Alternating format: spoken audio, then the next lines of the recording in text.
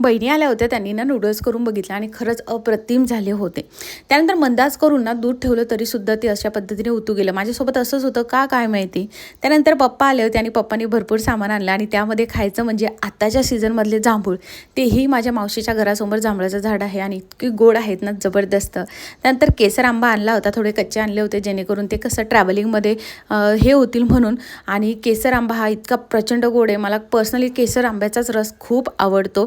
त्यानंतर निर्विलांना अशा पद्धतीने खेळायचं होतं, तिला झुझू करायचं होतं, त्यामुळे आम्ही दोघी बहिणींनी तिला अशी मजा केली. जांभळ्यावर मस्त आम्ही ताव मारला होता. त्यानंतर दुसऱ्या दिवशी सगळेजण निघायला लागले आणि आमचं घर अगदी खाली होऊन गेलं. निर्वीसुद्धा मागे लागली होती, चप्पल घालून अगदी रेडी झाली होती. नंतर त्यांची कॅब आली आणि मग ते गेले घरात. खूप इतके दिवस सुट्टी केल्यानंतर माझ्यासोबत बहिणी आल्या होत्या आणि घरात खूप शांतता झाली आणि निर्वीची रड तुम्ही बघू शकता. ते गेल्यानंतर अक्षरशः ती अर्धा तास रडली, खूप रडली की मला जायचं जायचं जायचं. आणि अशा पद्धतीने उन्हाळ्याची सुट्टी संपली आणि बघा मग तिला जाऊ दिलं नाही म्हणून पूर्ण पावडरचा डब्बा घेऊन अशा पद्धतीने खाली करून घेतला आणि मग स्वतःलाच आरशात बघत होती आणि भूतभूत करत होती. सो तुम्हाला हा व्लॉग आवडला असेल, लाईक फॉलो नक्की करा आणि सबस्क्राईब करा. चला बाय.